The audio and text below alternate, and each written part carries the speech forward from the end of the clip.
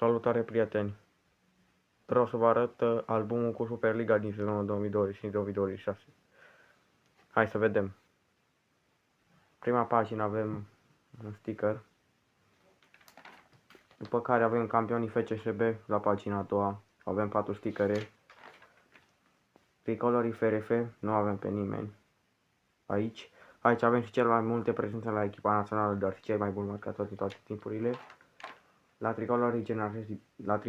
tricolorii generații de suflet l-avem pe Nicolae Stanciu. La cei mai mari jucători nu avem pe nimeni.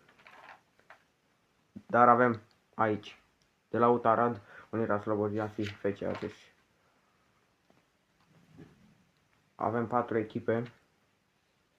Hermasa, Metalul Globul și Farul Constanța. La Sean Devenire l avem pe Bogdan Marian de la Petrolul. Sper că am zis bine.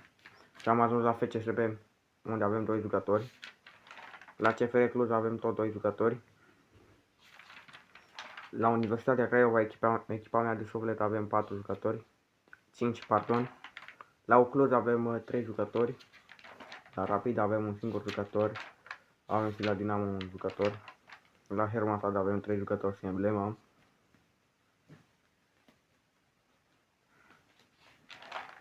La Oțelul Galați avem 2 jucători și emblema.